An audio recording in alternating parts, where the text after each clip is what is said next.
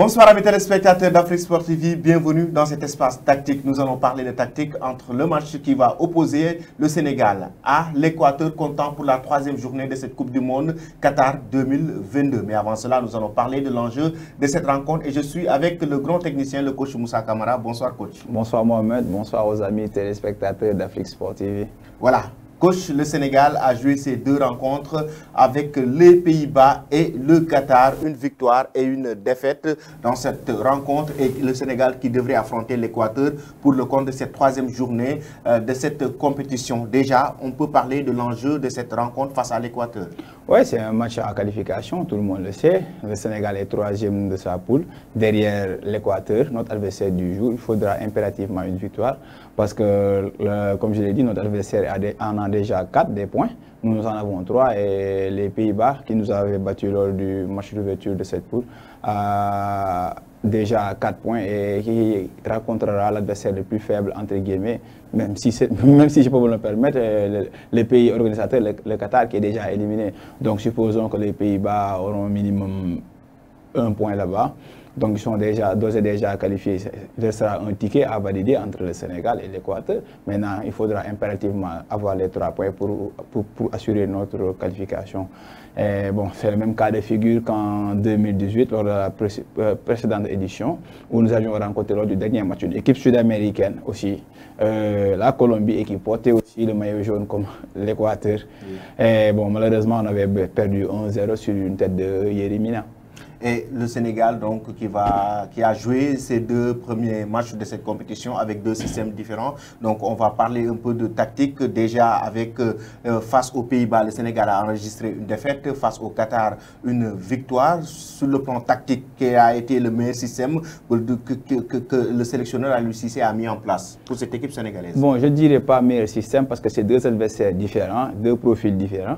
Une équipe forte, une grande nation du football, et une équipe supposée faible, et un match où nous avions besoin de victoire. Donc il fallait attaquer par rapport au premier match. Le premier match, j'ai bien aimé la façon dont l'équipe a abordé le match, donc le technicien avec son système bien en place. Nous étions très bien en place même si devant on n'avait pas trop d'occasions parce qu'il n'y avait pas assez de percussions et l'animation faisait un peu défaut. Mais derrière aussi, bon, à part sur les transitions, on n'a pas concédé assez d'occasions. La seule occasion dans le jeu qu'on avait concédé sur le jeu intérieur, c'était en début de match, mais après on avait rectifié. Donc, mais malheureusement, en fin de match, en cours de match, il y a eu 2 blessures.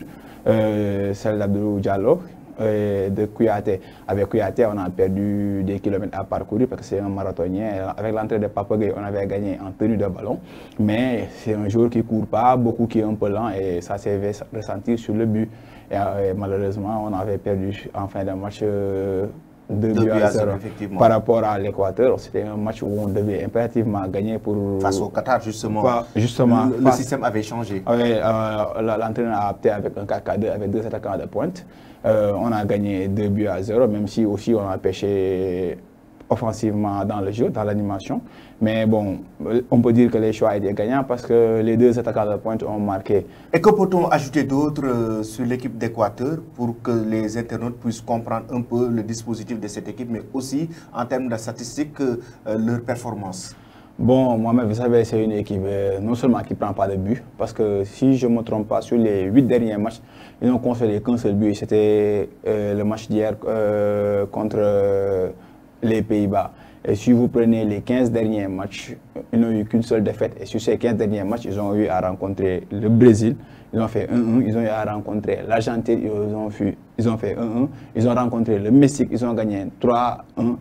Tant et tant d'autres équipes. La seule défaite qu'ils ont eue sur ces 15 derniers matchs, c'était contre le Paraguay, 3 buts à 1, et c'était un match un peu particulier. Donc c'est une équipe très difficile à manœuvrer et qui est très solide, qui n'encaisse pas trop de buts. Donc il faudra être très clinique devant côté sénégalais et aussi exploiter très bien les coups de pied arrêtés pour casser, c'est un peu notre force. D'accord. Et pour parler maintenant justement de dispositif tactique que le sélectionneur Aliou Cissé doit-il mettre en place pour battre cette équipe d'Équateur, votre 11 de départ, par exemple, ce qu'il faut changer dans le 11 de départ du Sénégal, qu'est-ce qu'il y a à réajuster pour pouvoir battre cette équipe d'Équateur, le 11 de départ du Sénégal, s'il vous plaît? Bon, à mon humble avis, je pense qu'au milieu, tout se fera au milieu. On va débuter avec le gardien de but, Edouard Mendy. Ouais, bon, sur la défense, je ne pense pas que ça devrait changer avec les cadres de derrière. Edouard Mendy comme gardien, Ismaël Jacobs à gauche, axe gauche Abdou Diallo, axe droite Kalidou Koulibaly, Sabali à droite, une défense qui donne satisfaction.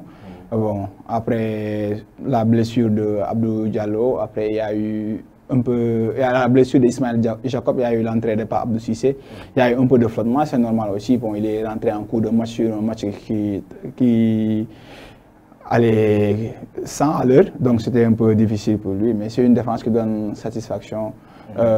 Mais c'est au niveau du milieu où, lors du match précédent, où on a remarqué que il y avait beaucoup d'espace. Combien de fois les Qataris ont développé et sont arrivés à nous surprendre pour trouver des intervalles, soit dans le milieu ou bien des déséquilibres sur le côté.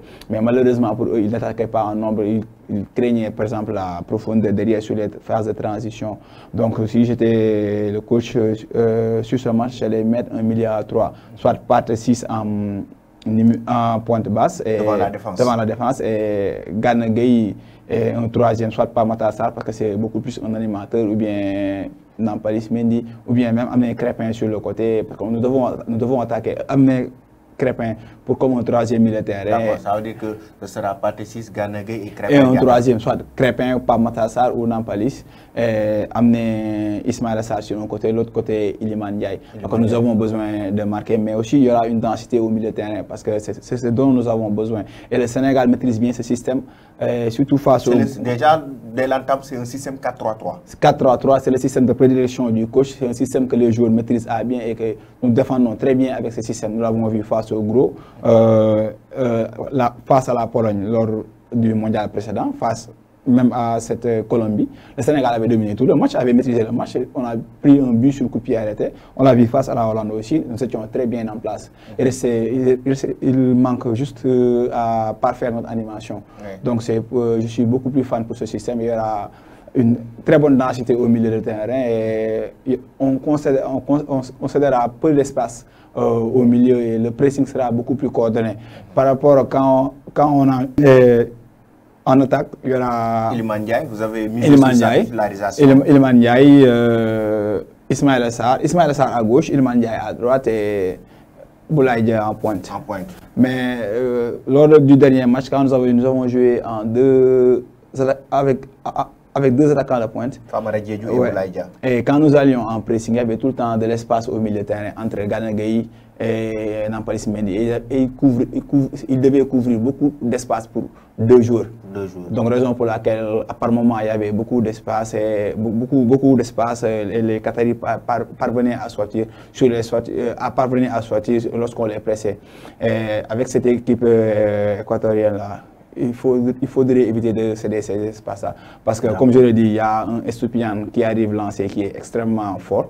Et devant aussi, tout ce qui traîne, Valencia le mettra dedans. D'accord. Donc vous pensez qu'avec ce système, Edouard Mendy dans le but, Abdou Diallo, Koulibaly, Sabali, Ismaël Jacob, accompagné de Pathé 6 au milieu de terrain, Gana Gueye et Crépin Diatta en attaque, Iliman Ndiaye, Boulaye Dia et Ismaël Sarr, ce système peut carrément déstabiliser l'Équateur dans cette rencontre. Ouais, bon, le seul doute que je mets, c'est au niveau de Crépin, soit de mettre pas Matar Sarr, ou bien Crépin, parce qu'on aura besoin de quelqu'un qui saura trouver des décalages, faire des passes décisives.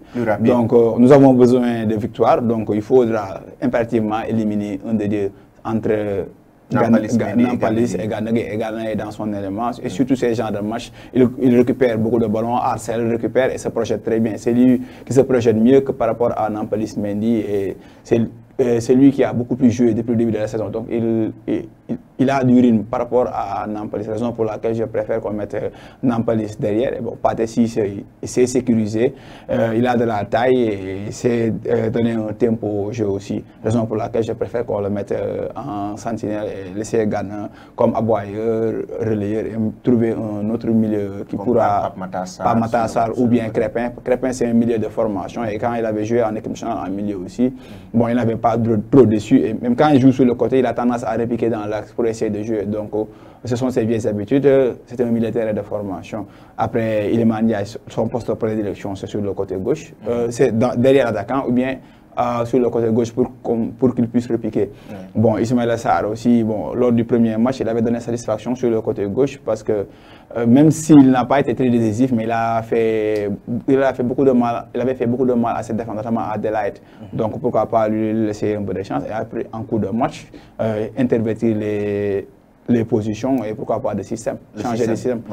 C'est un système 4-3-3, comme vous l'avez si bien vu, chers amis, que le coach Moussa Camara nous a proposé pour essayer de déstabiliser complètement cette équipe d'Équateur et remporter la victoire et décrocher la qualification pour les huitièmes de finale de cette Coupe du Monde. Maintenant, coach, vous voulez acheter quelque chose, oui? Ouais, parce que bon, c'est un match où on devra aller chercher l'adversaire, donc nous allons les presser. Donc, si nous devons les presser, nous devons aussi sécuriser derrière.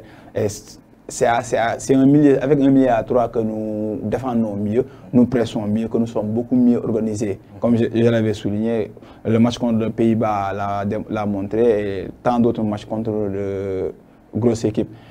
Et c'est un match dont nous avons besoin de victoires aussi. Donc il faudra forcément avoir marqué des buts. Donc il faudra mettre la matière, mettre un créateur et jouer en équipe. Jouer en équipe. Surtout ça. Et être aussi très agressif. Très agressif. Ouais. Un pronostic par rapport au score de la rencontre, si vous y avez un pronostic? Je ne suis pas trop fort en pronostic, mais je pense que le Sénégal va gagner. Bon, je parle en tant que Sénégalais, mais bon.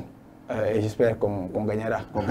En tout cas, c'est à vous aussi, chers amis, de donner vos pronostics en commentaire. Laissez-nous vos pronostics concernant ce match entre le Sénégal et l'Équateur qui est la finale de cette poule A pour la qualification en huitième de finale de cette Coupe du Monde Qatar 2022. Restez connectés sur Afrique Sport TV pour ne rien rater de l'actualité. Merci et bonne fin de soirée.